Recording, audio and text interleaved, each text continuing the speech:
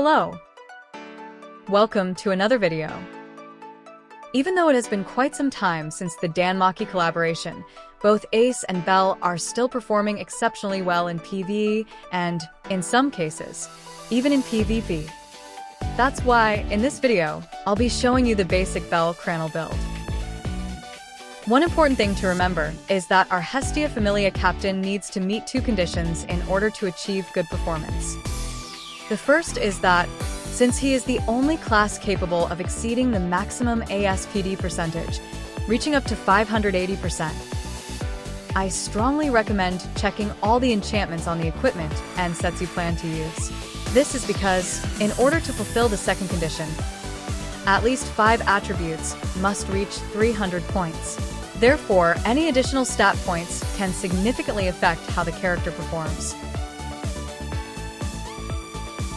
Offhand, Alice Star card or Thor the God of Thunder card.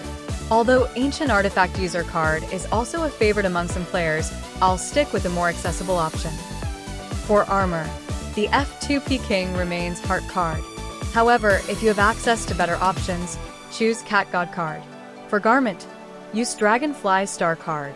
We all know that the options for shoes are quite limited, so I'll once again recommend a more F2P friendly choice. Rainbow Fall card.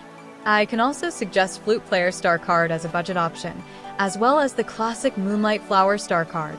For accessories, we'll use 2 Ultraman cards. Another, slightly more expensive alternative is to use Biochemistry Baphomet card and Demonic Overseer card.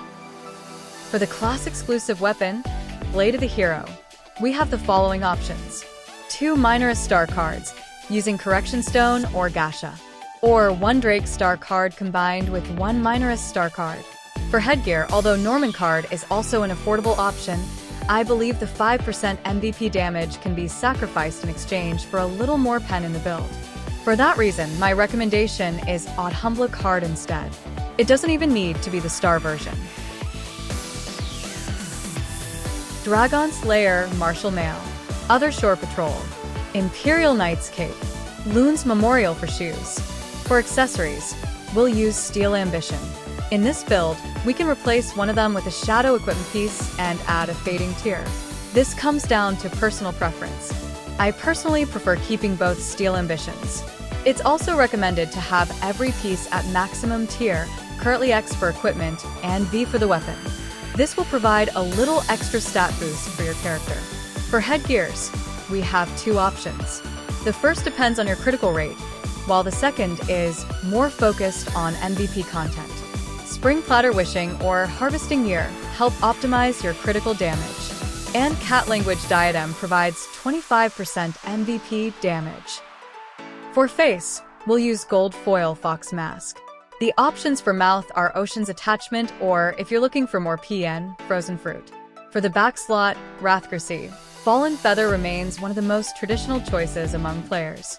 However, we can also use Goodwill Gift Box to further increase damage against MVPs. Another option that can help optimize your party is Chicken Axe. For tail, we have the following options. Wings Song Shepherd, Rock Bunny, Tea Time Pastry Cart. The last one is especially useful if you don't want to use Correction Stone and don't own a Drake card. Here, it's important to remember that activation rate and each piece's tier level are always the top priorities. I'll specify these 2 points as much as possible. Vinked Magic Bracelet at tier 5 with up to 50% activation rate. The Chosen's Armor as the more general option, or Breathholder's Armor if you want something more focused on size modifiers, both at tier 5 and 50% activation rate. Garment Cloud Undershirt and St. Mary's Cloth Shoes should also have 50% activation rate and maximum tier. Hermit's Bundle and Ring of Contract, using either Cat Paw Stamp or Fading Tier as options. Try to get these to 70% activation rate while also reaching the maximum tier possible.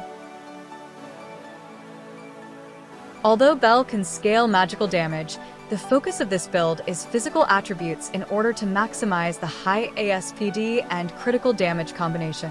Armor breaking, sharp and sharp blade on offhand, armor, weapon, accessories, face, back, and tail are mandatory.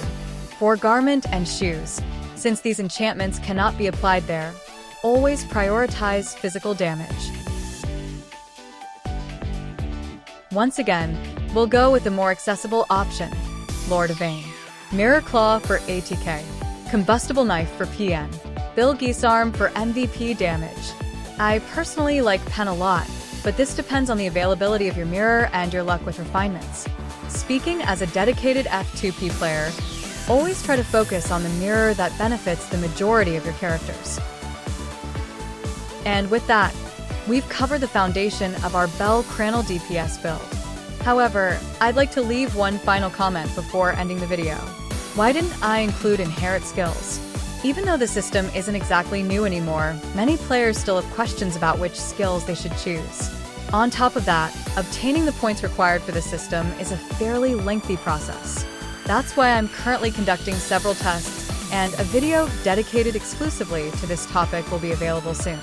That way, it will be much easier to choose the most effective skill for your character. So, I'll see you in the next video, where we'll be talking about BellCranel Converter. I hope you enjoyed it.